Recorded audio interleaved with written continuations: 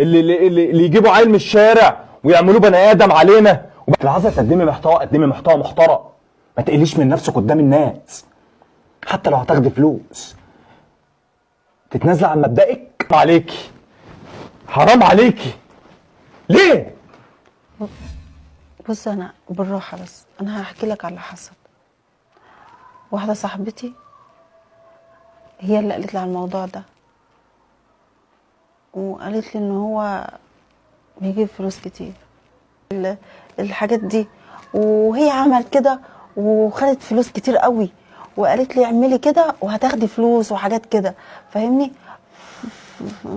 فانا قلت هجربها، هشوفها.